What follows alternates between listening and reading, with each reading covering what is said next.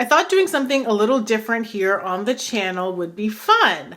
I've been sharing a lot about solutions for hair problems and also how to prevent them, but I wanted to do something a little different for this video. So I'm taking a detour from all of that and doing a relaxed hair product tag. Now I got the idea a few months ago from a beauty content creator that I follow, Jen Phelps. She did a drugstore makeup tag video in December and I thought it was fun to watch. I was actually going to participate in the tag, but then I realized I don't wear a lot of drugstore makeup, so there would be a lot of questions I would have to skip. Instead, I decided to do one of my own for relaxed hair, and then I procrastinated, but I am now filming this over a month later, and let me tell you, this is actually take 2 because take 1, the microphone stopped working and the sound was horrible. All right, enough about how we got here. Let's go ahead and get to the first question. Now there are 14 total questions. And oh, by the way, this is not a sponsored video. You're welcome, brands, for some free advertising. All right, the first question is, if you could only use one hair care brand, what would it be? Now I didn't have to think too hard about this one because the brand is TGIN. I already use several of the TGIN products and I use enough of them to be able to build a full regimen within this brand. I mean, I use a TGIN shampoo, a deep conditioner, a leave-in conditioner, a hair serum. I cover pretty much the entire basics of a hair regimen. Now, I think TGIN products are good quality, they don't cost a ton of money, and my hair really loves them. Okay, question number 2, what's the most underrated hair brand? Now, this one was a hard question for me because the brands that I tend to use are talked about quite a bit, at least in the relaxed hair circles that I frequent. So digging into this a bit, I had to say the brand that seems most underrated to me is Design Essentials. It's a salon brand, but it's not talked about as much as a brand like Care that I feel like, in my opinion, is on the same level. There are some great shampoos and rinse out conditioners from Design Essentials that have been used on my hair in the hair salon over the years. And I've gotten good results when I've had those products used on my hair. Now, Design Essentials has products that cater to both relaxed and natural hair. Additionally, the prices for what's considered a salon brand aren't crazy expensive. Question number 3, what's the most overrated hair brand?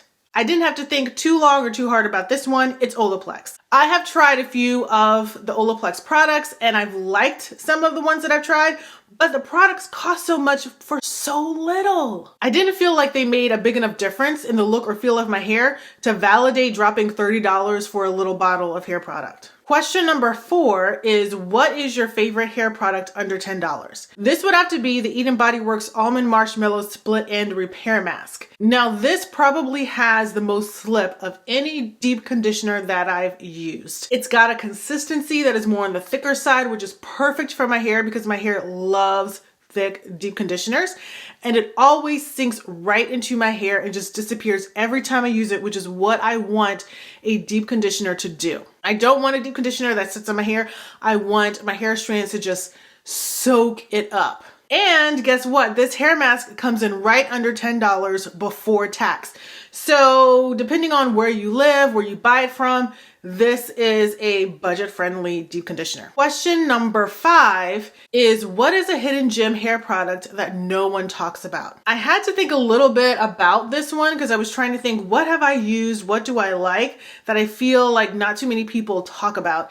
And what came to mind is the TGIN Argan Replenishing Hair and Body Serum. When I really thought about it, I couldn't remember many people talking about it outside of myself and TGIN. Now, when I first started using this serum, it was instant like, even though I was surprised, but shouldn't have been, to find out that it's not a pure or mostly pure argan oil serum. Instead, it's got other oils mixed in with the argan oil, such as coconut oil, peach kernel oil, grapeseed oil, olive oil, kernel oil, jojoba oil. It's also got vitamin E, some fragrance, and hibiscus in it. Now, that is a long ingredient list, but it didn't turn me off because I could read and understand what those ingredients were, and it didn't contain anything that my hair doesn't like. Plus, the serum made my hair feel soft and smooth while not making my hair feel greasy and oily. It helped my hair a lot when it was recovering from protein overload because there were so many other hair serums that I just could not use because they had strengthening hair ingredients in it.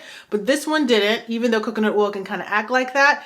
It really did work well for my protein overloaded hair. Now, when I use this hair serum, I use it during the moisturizing and sealing portion of my hair regimen. All right, question number 6, what's your favorite shampoo? Now, you're not gonna be surprised by this answer at all. I will say I have a couple of shampoos that I really like, but if I had to choose one, narrow it down to just one shampoo, that would be the TGIN sulfate-free moisture rich shampoo. As I said, you shouldn't be surprised by the answer, especially if you follow me, watch my videos, follow me on Instagram. I talk about this shampoo quite a lot. Now, I like this shampoo because it lathers really well for a sulfate-free shampoo. It's really gentle on my hair and it does a good job of cleaning my hair without stripping it. All right, question number 7 is what's your favorite deep or rinse out conditioner?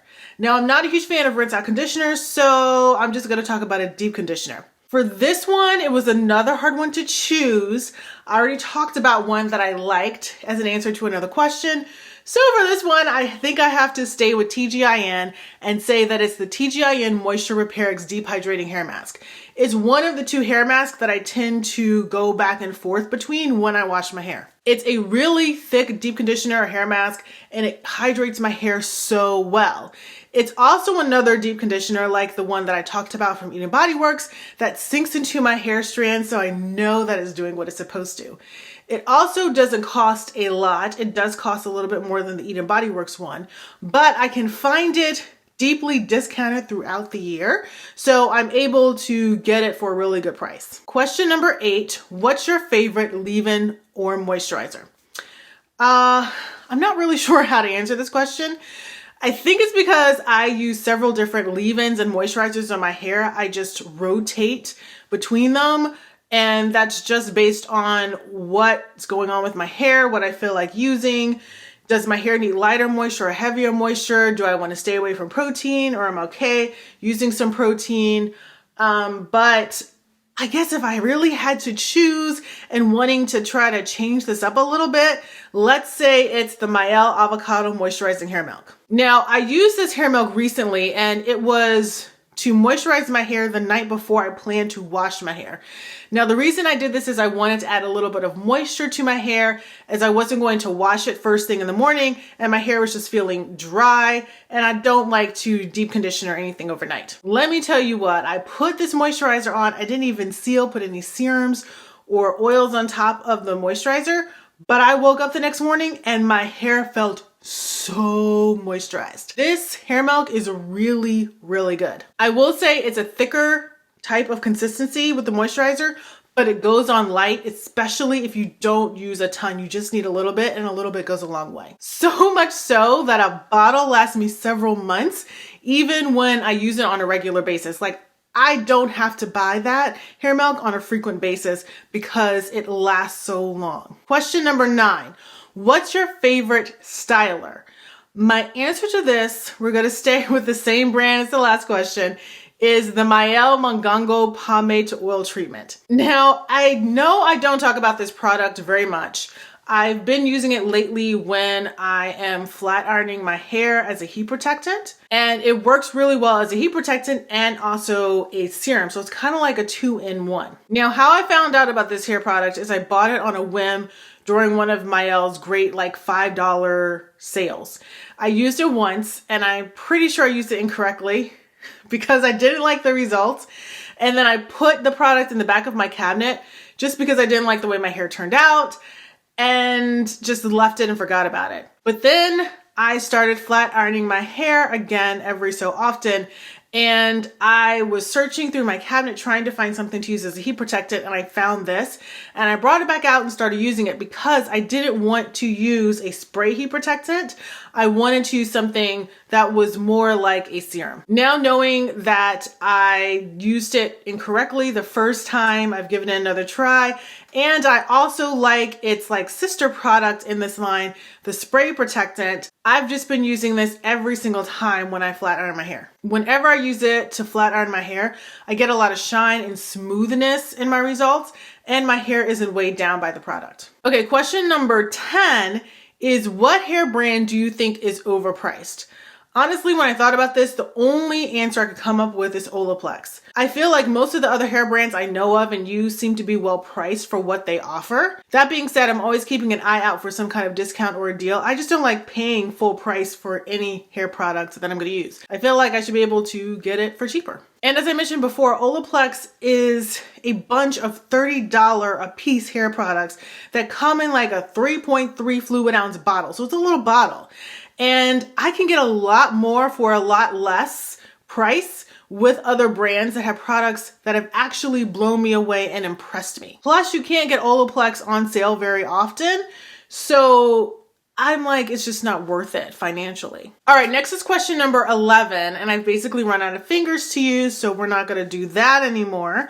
But this question is, what's the worst hair product or brand you've tried recently? Now, of the hair products and brands that I've tried out in the last 9 to 12 months, I have to say one comes immediately to mind, and no, that's not Olaplex, but it's something that's kind of similar. It is the Bond Bar line from Sally Beauty. Now, this seemed to be Sally Beauty's answer to the Bond repair craze. Like, everybody and their mother's coming out with some kind of Bond repair products. Now, mind you that this is not a terrible product, but I don't like it. After using the entire line for 2 weeks, just 2 weeks, that's 2 washes, it dried out my hair and I was having what felt to me serious breakage on my ends. Now, I'm sure there's some people that this line does and will work for, but I know I'm not one of them. Question number 12 is, what's a hair brand you used to love but aren't crazy about anymore? And I didn't have to think about this one. It is Shea Moisture, okay? I was a huge Shea Moisture fan back in the day. I was a Shea ambassador for a while, and I used so many of those products. Like, pretty much the majority of the products I was using were Shea Moisture ones. And being a Shea ambassador, they would send me products to test. Like, they'd be existing products or new products that I would then test and then share about on my social channels, do videos about.